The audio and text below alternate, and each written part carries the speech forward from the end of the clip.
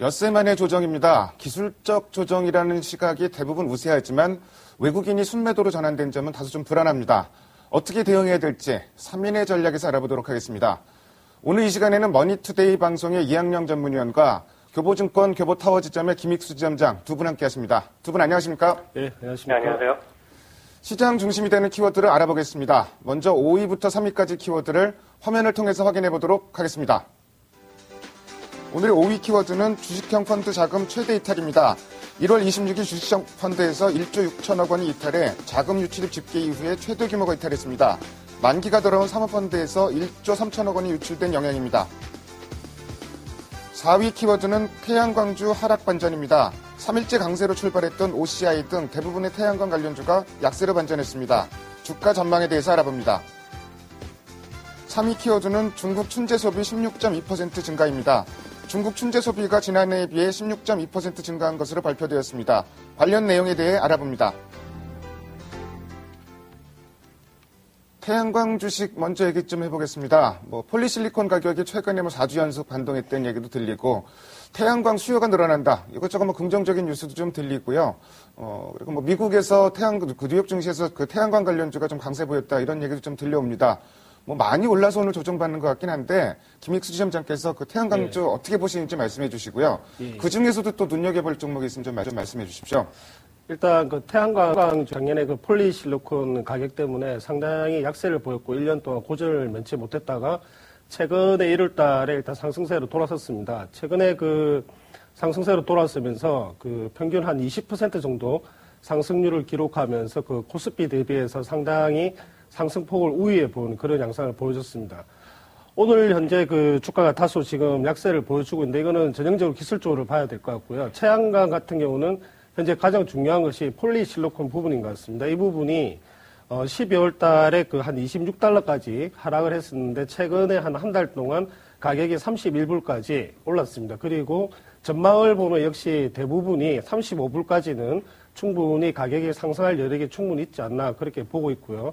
전반적으로 이유는 일단 인도라든지 중국의 수요가 늘어날 것이다. 그리고 공급 과잉 부분이 어느 정도 해소가 될 것이다. 그리고 특히 독일에서 태양광이 그 하반기, 상반기에 태양광 부분들이 상당히 늘어날 것이다. 이런 부분들이 유럽의 위기에도 불구하고 독일이 그 태양광 수요 측면에서는 다소 상세를 시켜주지 않느냐. 그런 측면이 부각이 되면서 태양광 주가 같은 경우는 오늘 약세를 보이고 있지만 향후에도 OCI를 비롯한 대표주를 중심으로 해서는 추가적인 상승 여력이 있지 않나 그렇게 좀 보여지고 있고요. 종목들을 보면은 역시 그 OCI와 그리고 하나케미칼 그리고 오성 LST 그리고 S에너지 이렇게 관련주를 볼 수가 있는데요. 이 중에서도 역시 경제적인 규모라든지 경쟁력을 고려한다면은 가장 강력하게 추천하고 싶은 종목은 역시 OCI가 되지 않겠나 그렇게 보여지고 있습니다. 작년 한 해 동안 엄청 애먹였던 태양광 관련주, 최근에 긍정적인 뉴스도 많이 들려오고, 일단 긍정적으로 봐도 될 것 같다 이런 말씀 해주셨고요. 그 중에서도 최선호주로 OCI 꼽으셨습니다. 다음으로 중국 얘기해 보겠습니다. 춘제, 소비가 16.2% 작년에 비해서 그렇게 늘었다고 얘기를 하는데요. 물론 이제 작년 춘제 같은 경우는 그 재작년에 비해서 19% 정도 소비가 늘어났기 때문에 거기에 비해서는 높지는 않은 것 같은데, 어쨌든 나쁘지는 않은 숫자라고 좀 보여집니다.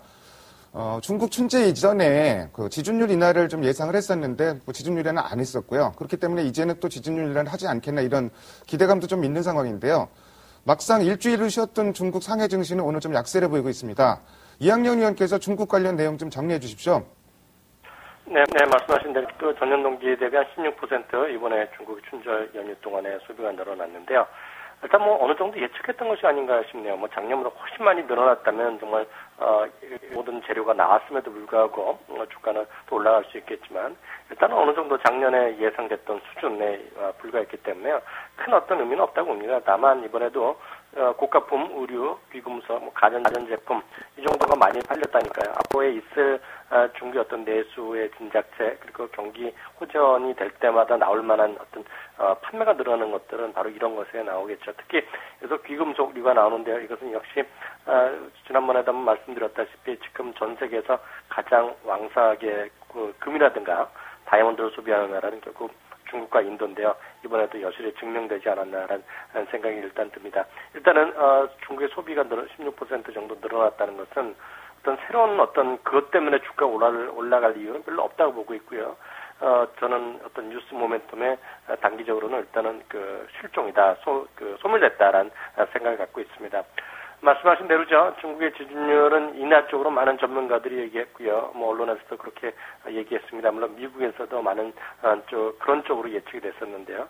항상 그렇다시피 중국 정부는 참 그 맞추기가 쉽지 않습니다. 정책에 대해서요. 이번엔 다시 미국의 그 어떤 그 언론이나 이코노미스트 보면 2월에는 뭐 여러 가지 요인으로 인해서 지준율이 인하가 될 것이고, 그렇지 혹시 안 되더라도 중국의 긴축 완화의 속도 조절뿐이지 그쪽으로 가는 어떤 추세는 분명하기 때문에 2월 중에 중국의 지준율이 인하는 충분히 가능성이 있다 얘기 나오는데요. 이것 역시 가봐야 되는 것이 아닌가라는 생각이 드네요. 뭐 춘제 관련해서는 뉴스 모멘텀은 이제 뭐 거의 뭐 소멸된 것으로 좀 볼 수 있고요. 중국 그 정책 기조의 변화 좀 가시적으로 좀 들어왔으면 좋겠는데 상당히 좀 지연되고 있고 좀 느리게 진행되고 있습니다. 그리고 앞으로도 좀 상황을 조금 더 확인할 필요는 있을 것 같습니다. 다음으로 오늘의 2위 키워드를 화면을 통해서 확인해 보도록 하겠습니다. 오늘의 2위 키워드는 EU 정상회담 개최입니다. 주말 사이에 유럽 쪽에서는 이제 여러 가지 뉴스가 또 나왔습니다. 피치에서 5개 국가 신용등급을 강등을 했는데 정작 이탈리아와 스페인 같은 나라들의 국채 금리는 떨어지는 좀 이런 현상도 좀 벌어졌고요. 특히 이제 그 핫 이슈가 되고 있는 게 독일에서 그리스의 그 재정 주권을 내놔라 뭐 이런 얘기를 좀 요구하고 있다고 좀 밝혀지고 있는데요. 그러면서 부채 협상도 일단은 조금 상당히 좀 난항을 겪지 않겠느냐 이런 예상도 조심스럽게 나오고 있습니다. 이런 가운데 오늘 밤부터 이제 EU 정상회담이 열리는데요. 이런 내용도 좀 점검해 볼 필요가 있을 것 같고요. 미국 쪽 소식 보면 이제 포드 실적이 생각보다 안 나왔고, 페이스북의 상장이 좀 가시권에 들어왔습니다. 이런 부분도 좀 살펴볼 필요가 있을 것 같습니다. 먼저 김익수 지점장께 여쭤보겠는데요. 네. 독일 오늘 그리스 관련 문제가 다시 좀 불거지고 있는 가운데 EU 정상회담 열리는데 뭐 좀 기대해 볼 만한 내용이 있을까요? 예, 일단 그 EU 정상회담 오늘 벨기에에서 브뤼셀에서 열리는데요. 이 부분에서 지금 가장 이슈가 되는 부분이 한 3가지 정도를 일단 요약을 해볼 수가 있겠습니다. 우선 그 신재정 협약인데요. 이 부분이 영국을 제외하고 26개 EU 그 국가들이 재정 부실을 막기 위한 그 새로운 제도적 장치를 지금 마련하자는 부분인데, 각국에서 이해관계가 상당히 엇갈리면서 여러 가지 이슈가 지금 있습니다. 그 첫 번째가 일단 앞서 말씀하셨듯이 독일이 그리스에 대해서 재정 주권을 EU에 좀 내놔라. 그런 부분이 지금 가장 민감하게 일단 작용을 하고 있고요. 두 번째는 그 과다 채무에 대해서 자동적으로 제재를 하자. 그리고 그 재정 적자 위반 국가뿐만 아니라 공공부채 가다 국가에 대해서도 제재를 하자. 이런 부분에 대해서 독일과 네덜란드가 강력하게 주장하는 반면에 이탈리아에서 지금 반대를 하고 있는 그런 상황이고요. 그 외에 그 비유로존 국가인 폴란드가 앞으로 EU 정상회의에 모든 회의에 참석을 하겠다 이렇게 지금 밝히고 있는데, 이 부분에서는 또 프랑스가 강력하게 또 제동을 거는 그런 양상을 지금 보여주고 있습니다. 결국 이렇게 봤을 때 그 신재정 협약을 비롯해 여러 가지 부분들이 쉽게 타결이 되기는 좀 어렵지 않겠느냐. 그러나 공통적인 분모로 봤을 때는 결국 타결의 해결의 실마리는 이번 정상회의는 찾지 않겠느냐. 그렇게 일단 보여주고 있고요. 이 부분에서 가장 우리 정치척에서 중요한 부분은 그 ESM 부분인데요. ESM 부분에서 이 재정이 어느 정도의 유로달러가 유로가 이렇게 모여질지 현재 그게 가장 관심거리로 일단 보여지고 있습니다. 예전에 보면은 당초에 EFSF 폐지가 되면서 ESM에 한 5천억 정도 유로를 협의가 됐지만은 최근에 유로존의 위기가 더 가중되면서 이 돈 갖고는 충분하지 않다. 추가로 더 이상 재원을 마련해야 되지 않느냐. 그 부분이 가장 이슈로 또 부각될 가능성이 많을 것 같습니다. 어쨌든 오늘부터 열리는 유로 정상회담 부분들이 시장에서는 관심거리인 것은 분명한 것 같습니다. 분명한 것 같고, 가장 중요한 부분은 각국의 입장, 그리고 각국의 입장들이 다양한 만큼 투자자들은 그 부분에서 일단 관심을 가져야 되겠지만, 이 유로 재정 협약 부분에서 도출될 과정이 어떤 부분에서 도출되는 과정이 나올 건지 그 부분에도 상당히 관심을 기울이고 그 과정을 좀 지켜봐야 되지 않나, 그런 생각이 좀 들고 있습니다. 글쎄요. EU 정상회담, 신재정 협약 문제와 ESM 문제가 이제 가장 중요한 화두가 될 것 같은데, 사실 요새 유로존 문제 엔간한 낙제가 나와도 시장에 반영되지 않는 상황이고요. 그래서 이런 관점에서 보면은 결과가 뚜렷하게 나오지 않다고 하더라도 시장에 악재로 작용할 소지는 좀 작지 않을까, 좀 이런 생각도 좀 듭니다. 다음으로 좀 미국 얘기 좀 해보겠습니다. 포드 실적이 예상치보다 좀 못 나왔습니다. 그러면서 주가는 한 4%대로 하락을 했고요. 페이스북에 이제 상장을 합니다. 그래서 뭐 이런 부분도 살펴봐야 될 것 같은데 이학년 위원께서 포드 실적 못 미친 부분, 뭐 미국 자동차 관련 내용 좀 다시 한번 말씀해 주시고요. 페이스북 상장하면서 국내 기업들 좀 얘기가 나오는데 사실 좀 이해하기는 좀 힘든 상황인데 페이스북 상장이 시장에 미치는 영향도 같이 말씀해 주십시오. 네, 포드 자동차는 올해 GM 자동차도 더불어 주가가 20% 이상 상승했습니다. 그렇기 때문에, 차익 실현에 어떤, 욕구가 많이 있었던 상황인 게 분명하죠. 특히 이제 실적이 생각보다 안 나왔기 때문에 주가는 밀려났는데요. 늘상 말씀드리지만 이제 특히 자동차는 매달 실적을 발표하고 있고요. 판매 실적이 나오고, 실제로 전문지를 같은 경우 보면 열흘 단위로 판매 통계가 나오기 때문에 어떤 지금 자동차는 특히 최근에 가장 최근 그리고 앞으로의 점유율이 중요하죠. 과거의 실적은 큰 의미가 없다는 생각 갖고 있습니다. 그렇기 때문에 자동차, 포드 자동차나 GM 이런 것들이 뭐 실적이 저조하고 이런 것은 그들의 뭐 단기적인 문제일 뿐이죠. 장기적으로는 큰 우려는 없다라는 생각을 뭐 당연히 갖고 있습니다. 다시 말씀드리지만 이번의 경우에는요, 2월 1일입니다. 미국 시간은 수요일이니까요. 우리나라 시간은 목요일날 아침이면 또 1월달 자동차 판매량이 나올 텐데요. 올 한 해 전체적으로 미국 시장은 7에서 8%, 그리고 자동차 연령은 여태까지 사상 최고 연령을 하고 있다고 제가 말씀드렸습니다. 11년이 넘어섰기 때문에요. 자동차는 웬만하면 계속 잘 팔릴 가능성이 크다라는 생각 여전히 갖고 있습니다. 다음은 이제 2월 1일로 예정되고 있죠. 페이스북에 이번에 100억 달러 규모의 뭐 공모라든가 뭐 구체적인 것은 다 나와봐야 되겠지만은요. 저도 똑같은 생각 갖고 있습니다. 물론 뉴스의 모멘텀으로 보면 한국에도 SNS 관련주라든가요, 뭐 인터넷 관련주의 단기적인 어떤 뉴스 모멘텀은 되겠죠. 페이스북이 되면 뭐 우리나라 뭐 SK컴스라든가요, 여러 가지 뭐 다음이라든가 네이버, 뭐 NH 이런 쪽에 주가 어떤 상승 모멘텀이 될지 모르겠지만 논리적으로 보면 설명을 뭐 전혀 할 수가 없죠. 그럼 논리적으로는 전혀 설득력이 없는 페이스북이 상장돼서 그들이 올라간다는 것은 뭐 쉽게 얘기하면 넌센스입니다. 다만 주식은 어떤 아무리 비논리적으로 하더라도요, 뉴스에 따라서 춤을 추고 이런 경향이 있기 때문에 그것을 탓할 수는 없겠지만은요, 어떤 실질적으로 설명을 할 수 있는 사람은 없을 겁니다. 포드 실적, 과거 실적 자체는 뭐 사실 지금 의미를 두는 게 큰 뭐 의미가 없을 것 같고요. 1월 자동차 판매 실적이 2월 1일 날 나오는 거였습니다. 뭐 그런 말씀해 주셨는데 그 부분 좀 체크를 할 필요가 있을 것 같고요. 페이스북 상장 관련해서는 글쎄요, 지나친 확대 해석 이런 부분들은 좀 경계해야지 싶습니다. 다음으로 오늘의 1위 키워드를 화면을 통해서 확인해 보도록 하겠습니다. 오늘의 1위 키워드는 외국인 매도 전환, 낙폭 확대입니다. 외국인 13일 만에 순매도세로 전환이 됐습니다. 지금 순매도 규모는 뭐 그다지 크진 않은 상황입니다. 327억 정도 되니까 뭐 크진 않은 상황인데 어쨌든 뭐 계속 주식을 사다가 파니까 조금 부담도 있고요. 특히 이제 뭐 기술적으로 201선이 저항선으로 부닥치는 자리에서 지금 조정을 받아서 뭐 기술적 조정이라는 얘기도 있고 여러 가지 뭐 의견은 좀 엇갈리고 있습니다. 김익수 지점장께서는 글쎄요, 오늘 조정 뭐 기술적 조정으로 보시는지요? 그리고 뭐 조정이 길어질지 그리고 전반적인 대응 전략도 같이 말씀해 주십시오. 네, 일단 저는 기술적 조정으로 좀 보고 싶습니다. 시장이 사실 외국인들이 13일 연속에서 6조 원 가량의 순매수를 어외의 순매수를 기록하면 시장이 계속 오름세를 유지를 했었는데요. 유로존 위기가 여전히 한 가운데서 미국의 GDP 성장률이 예상보다 좀 하회했다는 부분, 그리고 중국의 춘줄이 끝났다는 부분, 이런 부분들이 단기적으로 봤을 때 좀 모멘텀을 잃을 가능성이 좀 높지 않았나. 그런 상황에서 기술적으로 봤을 때 200일선 근처에서 결국 저항을 받고 지금 지수를 조정을 받고 있지 않나 그렇게 보여지고 있습니다. 단기적으로 봤을 때 코스피가 미국의 경제 지표 부분도 상승세가 한볼 꺾이지 않았나 이런 부분에 우려감이 지금 나오는 것도 사실인데요. 이렇게 봤을 때 기술적으로 봤을 때는 차트상 지금 중기적인 방향성은 여전히 상승 쪽으로 유효하지 않나 싶습니다. 그런 생각이기 때문에 조정의 깊이와 기간은 그리 크지 않지 않을까 그렇게 저는 예상을 좀 하고 있습니다. 시장을 봤을 때 지금 시장의 흐름을 우리가 1월달에 이렇게 보면은 현대차와 그리고 삼성전자를 필두로 해서 이렇게 대형주의 흐름이 하이닉스 그리고 오늘 같은 경우는 LG그룹주까지 이렇게 대형주들이 주가 시세가 이제 대부분 키 맞추기를 끝낸 시점에서 주가가 기술적으로 이렇게 조정이 오지 않느냐 그런 생각이 좀 들고 있고요.